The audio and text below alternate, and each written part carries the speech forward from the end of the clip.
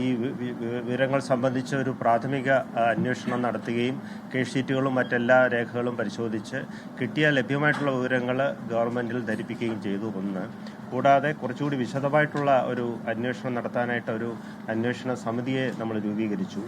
4 അംഗങ്ങൾ അടങ്ങുന്ന ഒരു അന്വേഷണ സമിതിയെ രൂപീകരിച്ചു.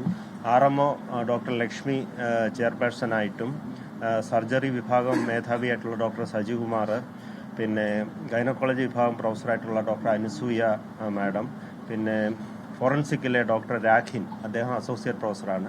ഈ 3 പേരടങ്ങുന്ന ഡോക്ടർ ലക്ഷ്മി ചെയർപേഴ്സണായിട്ടുള്ള 4 അംഗങ്ങളുള്ള ഒരു സമിതി രൂപീകരിക്കുകയും 1 മണിക്കൂറിനുള്ളിൽ തന്നെ അടിയന്തരമായിട്ട് റിപ്പോർട്ട് തരാനായിട്ട് ആവശ്യപ്പെടുകയും ചെയ്തിട്ടുണ്ട്.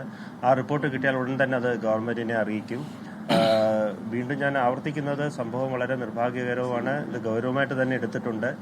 എന്തെങ്കിലും തരത്തിലുള്ള വീഴ്ച ഇക്കാര്യത്തിൽ ഉണ്ടായിട്ടുണ്ടെങ്കിൽ അത് ഗവൺമെൻറ്റിൻ്റെ നിർദ്ദേശപ്രകാരമുള്ള നടപടികൾ തീർച്ചയായിട്ടും നമ്മൾ സ്വീകരിക്കും. കാരണം ജനങ്ങളുടെ ഇടയിൽ ഒരു വലിയ ആശങ്ക ഉണ്ടായിട്ടുണ്ടെന്നുള്ളത് നമുക്ക് മനസ്സിലായിട്ടുണ്ട്. ആ ആശങ്ക ദൂരീകരിക്കാനും മെച്ചപ്പെട്ട ചികിത്സ തുടർന്നും വീഴ്ചകൾ പരിഹരിച്ചുകൊണ്ട് മെച്ചപ്പെട്ട ചികിത്സ തുടർന്നും ഇവിടെ എത്തുന്ന സാധാരണക്കാരായിട്ടുള്ള രോഗികൾക്ക് നൽകാനും ഞങ്ങൾ ശ്രമിക്കുമെന്ന് മാത്രം ഈ അവസരത്തിൽ പറയുന്നു. ആശുപത്രിയുടെ തീർച്ചയായിട്ടും ഇങ്ങനൊരു സംഭവം ഉണ്ടാകാൻ പാടില്ല. ഒരു സർജറി ചെയ്യുമ്പോൾ അതുമായി ബന്ധപ്പെട്ട് അതിൻ്റെ ചില പ്രോട്ടോക്കോളുണ്ട്. ആ പ്രോട്ടോക്കോൾ അനുസരിച്ച് സർജറിക്ക് മുൻപും സർജറിക്ക് ശേഷവും ഉപയോഗിച്ച ഉപകരണങ്ങളുടെ എണ്ണം, അതിന് അസിസ്റ്റ് ചെയ്ത സിസ്റ്റർമാർ അത് സ്ഥിരീകരിക്കണമെന്ന് പ്രോട്ടോക്കോളുണ്ട്. രേഖകൾ പരിശോധിച്ചപ്പോൾ അതെല്ലാം ചെയ്തിട്ടുമുണ്ട്. അപ്പം അങ്ങനെ സംഭവിച്ചപ്പോൾ അത് തീർച്ചയായിട്ടും ഗൗരവമായിട്ട് തന്നെയാണ് എടുക്കുന്നത്.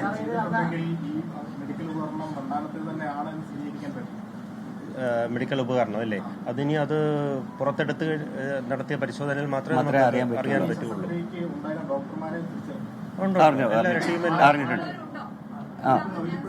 നിലവിൽ ഇപ്പോൾ ഒരു സർവീസിലുള്ളവരുമുണ്ട്, ഇല്ലാത്തവരുണ്ട്. അതായത് ഇപ്പം നിലവിൽ ഈ ഹോസ്പിറ്റലിൽ വർക്ക് ചെയ്യുന്ന അന്നത്തെ HODയുടെ നേതൃത്വത്തിലുള്ള യൂണിറ്റിലാണ്. അന്നത്തെ ഡോക്ടർ ലതാംബിയ മാഡത്തിന്റെ യൂണിറ്റിലാണ്. പക്ഷെ ആ യൂണിറ്റിലെ അസിസ്റ്റന്റ് പ്രൊഫസറിന്റെ നേതൃത്വത്തിലാണ് ഈ സർജറി നടന്നത്. അവിടെ കേസ് കൊടുക്കാമല്ലോ. എന്നത്തെ നമ്മുടെ കേസിൽ രേഖപ്പെടുത്തിയിരിക്കുന്നത് ഡോക്ടർ ഷാഹിദ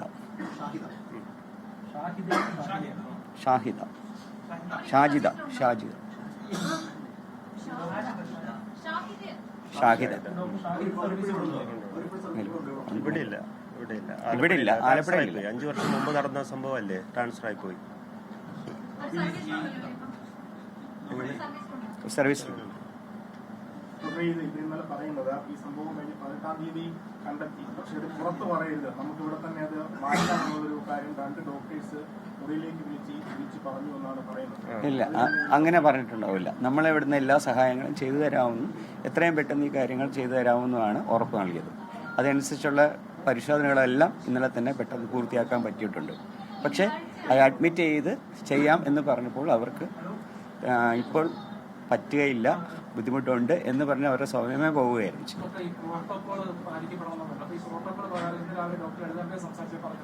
അതായത് നമ്മുടെ സ്ക്രബ് നഴ്സും അതോടൊപ്പം തന്നെ ഫ്ലോർ നഴ്സും എന്ന സംവിധാനമുണ്ട്. 38 വർഷമായിട്ട് ഇവിടെ ഈ ഫ്ലോർ നഴ്സ് എന്ന സംവിധാനം ഇല്ലാതെയാണ് ഈ ഓപ്പറേഷൻ നടക്കുന്നതെന്നാണ് അവർ പറഞ്ഞത്. സാധാരണ എങ്ങനെയാണ് ചെയ്യേണ്ടിയിരുന്നത്. പക്ഷേ നമ്മുടെ ഈ ഗവൺമെൻറ് സാഹചര്യത്തിൽ സ്റ്റാഫുകളുടെ അഭാവം കൊണ്ട് നമുക്ക് ഈ ഫ്ലോർ നഴ്സും സ്ക്രബ് നഴ്സും എന്നുള്ള രീതിയിൽ നമുക്ക് മുന്നോട്ട് പോകാൻ പറ്റാത്തൊരു സാഹചര്യമാണ്. അപ്പോൾ incharge sister, setting sister, scrub nurse ഇങ്ങനെയുള്ള രീതിയിലാണ് നമ്മൾ പോയിരിക്കുന്നത്. എല്ലാവരും ഒരുമിച്ച് എല്ലാ ജോലിയും ഒരുപോലെ തന്നെ എല്ലാവരും അഡ്ജസ്റ്റ് ചെയ്ത് പോകുന്നു. കാരണം അത്ര ഷോർട്ടേജ് നിൽക്കുന്നൊരു സ്ഥലമാണ്. മാൻ പവറിൻ്റെ ഷോർട്ടേജ് ഉള്ളതുകൊണ്ട് ഈ പറയുന്ന സ്പെസിഫിക് ഏരിയയിലേക്ക് ഓരോ ഫ്ലോർ നഴ്സ്, സ്ക്രബ് നഴ്സ് നമുക്ക് കൊടുക്കാൻ പറ്റാത്തൊരു സാഹചര്യങ്ങൾ ഉണ്ടായിട്ടുണ്ട്. ഉണ്ട്.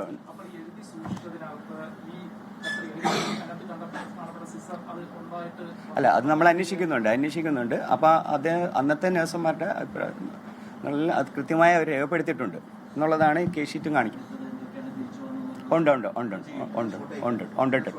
സോ ഷോർട്ടേജ് വന്നിട്ടില്ല. അവരുടെ റെക്കോർഡിക്കലി അവർ ഷോർട്ടേജ് ഇല്ല. ഞാൻ പറയട്ടെ, നമ്മൾ ഇതൊക്കെ നമ്മൾ ഇപ്പോൾ 5 വർഷം മുമ്പ് നടന്ന ഒരു കാര്യം എന്ന് പറഞ്ഞാൽ നമ്മൾ കേസ് ഷീറ്റിനെ ആധാരമാക്കിയാണ് എല്ലാം നമ്മൾ അറിയുന്നത്.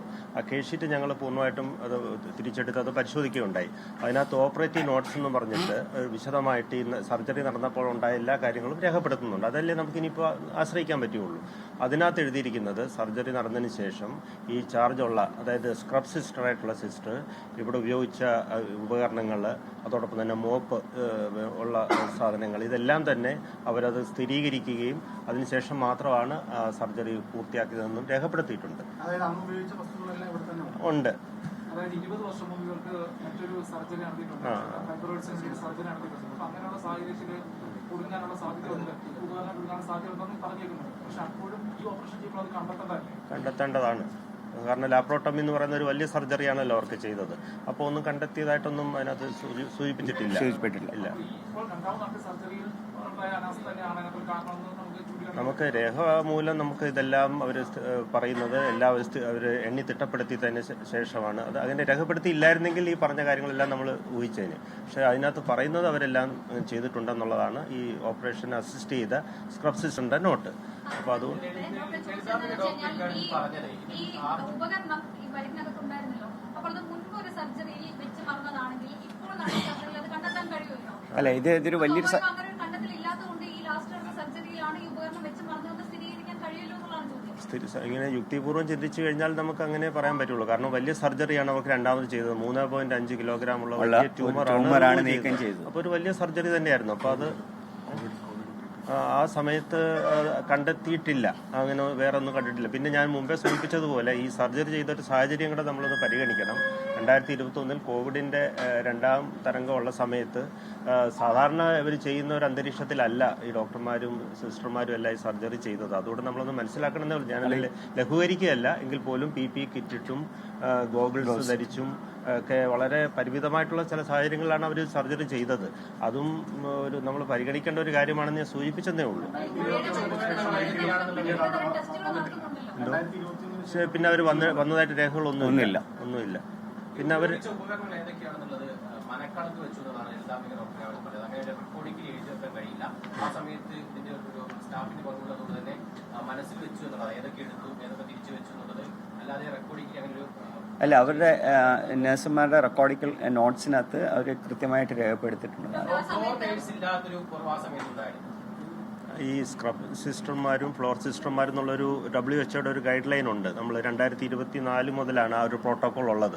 പക്ഷേ നമ്മുടെ ഈ മാൻ പവറിൻ്റെ ഒക്കെ കുറവ് മൂലം നമുക്ക് കൃത്യമായിട്ട് ആ പറയുന്ന രീതിയിൽ ഇതിനെ ഡിവൈഡ് ചെയ്യാനൊന്നും സാധിച്ചില്ലെങ്കിൽ പോലും അതിൻ്റെ ഫംഗ്ഷനുകളെല്ലാം നമ്മളിവിടെ ചെയ്യുന്നുണ്ട്. അതായത് ഒരു ഇൻചാർജ് സിസ്റ്റർ ഉണ്ട്. ആ സിസ്റ്റർ ഈ ഫ്ലോർ സിസ്റ്ററിൻ്റെ ഡ്യൂട്ടി ചെയ്യും, സ്ക്രബ് സിസ്റ്റർ ഈ സർജറി അറ്റൻഡ് ചെയ്യുകയും ചെയ്യും. കൃത്യമായിട്ട് ഈ അവർ പറയുന്ന പോലെ ഗൈഡ് ലൈൻ അനുസരിച്ച് ആളുകളെ കൊടുക്കാൻ നമുക്കില്ല, പ്രത്യേകിച്ചും കോവിഡ് കാലത്ത് തീർച്ചയായിട്ടും ഇല്ല. പക്ഷെ അത് ഉദ്ദേശിച്ച എല്ലാ ഫംഗ്ഷൻസും ഈ ഉള്ളവരെ കൊണ്ട് നമ്മളത് ചെയ്തിട്ടുണ്ട്. അതുകൊണ്ട് എങ്ങനെ അല്ല, ഗൈഡ് ലൈൻ പിന്നെ ഫോളോ ചെയ്തുകൊണ്ട് തന്നെ, പക്ഷെ നമ്മുടേതായിട്ടുള്ള ലിമിറ്റേഷൻസിൽ നിന്നുകൊണ്ട് അങ്ങനെ ചെയ്തു എന്നേ പറയാൻ പറ്റത്തുള്ളൂ. ഗൈഡ് ലൈൻ ചെക്ക് ലിസ്റ്റിലായിരുന്നു. ടെക്നിക്കലി മെഡിക്കൽ വിശദീകരണം വേണ്ട ഒരു കാര്യമാണ്. അതായത് 50 വർഷം വരെ അതിനകത്ത് വാസ്തവമുണ്ട്. അതായത് നമ്മളിപ്പോൾ ഈ പിന്നെ ഇതുണ്ടല്ലോ, ഓർത്തോ പ്രൊസീജിയറൊക്കെ ചെയ്യുമ്പോഴത്തേക്കും നമ്മൾ സ്റ്റെറൈൽ നീഡിലുകൾ, പിന്നെ ചില ഇംപ്ലാന്റുകളൊക്കെ നമ്മൾ അങ്ങനെ വെക്കാറുണ്ട്. അപ്പോൾ അത് സ്റ്റെറൈൽ ആയതുകൊണ്ട് പ്രത്യേകിച്ച് യാതൊരു തരത്തിലുള്ള സിംറ്റം ഉണ്ടാക്കത്തില്ല. ഇപ്പം തന്നെ അവർക്കുണ്ടായ സിംറ്റം എന്ന് പറയുന്നത് ഇതുകൊണ്ടുള്ളതായിരുന്നു എന്ന് എനിക്ക് തോന്നുന്നില്ല. കാരണം അവർക്കൊരു സ്റ്റോണിൻ്റെ പ്രശ്നം ഉണ്ടായിരുന്നു എന്നാണ് കണ്ടെത്തിയത്, ബ്ലാഡർ സ്റ്റോൺ. അതായിരിക്കും അവർക്ക് യൂറിനറി സിംറ്റംസ് ഒക്കെ ഉണ്ടാക്കിയത്. 2 മാസമായിട്ട് അവർക്ക് യൂറിനറി സിംറ്റംസ് ഉണ്ടായിരുന്നു. ബ്ലഡൊക്കെ പോയപ്പോഴാണ് അവർ ഡോക്ടറെ സമീപിച്ചത്. യൂറോളജിസ്റ്റിനെ ആണല്ലോ കണ്ടത്.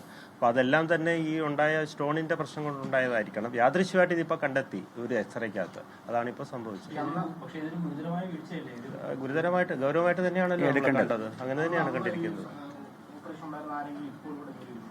സർജറിയിൽ ഉണ്ടായിരുന്നവര് അറ്റൻഡ് ചെയ്ത സിസ്റ്റർമാർ പലരും ഉണ്ട്, അത്രേ ഉള്ളൂ. ഉണ്ട്. അതായത് അന്ന് HOD ആയിട്ടുണ്ടായിരുന്ന ഒരു മാഡം മാത്രം ഇപ്പൊ സർവീസിലില്ല. മാഡം റിട്ടയർ ചെയ്തു.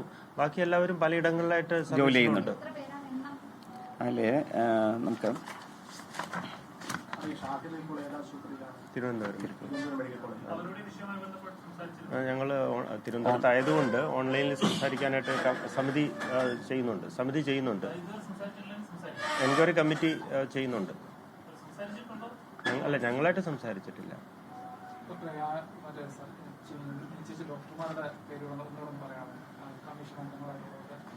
കമ്മീഷണർ ഡോക്ടർ ലക്ഷ്മി ആർഎംഒയാണ് ചെയർപേഴ്സൺ.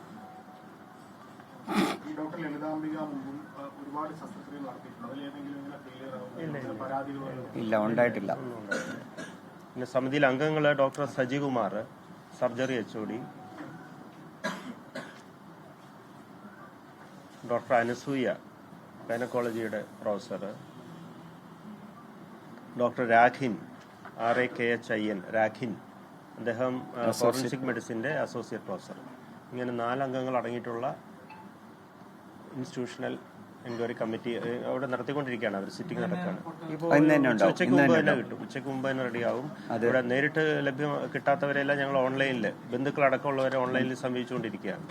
ലോകത്തെവിടെയായാലും ഏത് സമയത്തും 24 വാർത്തകളും ഓഗ്മെന്റഡ് റിയാലിറ്റി പാക്കേജുകളും എക്സ്പ്ലെയിനറുകളും വിശദമായി കാണാൻ ഞങ്ങളുടെ യൂട്യൂബ് ചാനൽ നിങ്ങൾക്ക് സബ്സ്ക്രൈബ് ചെയ്യാം.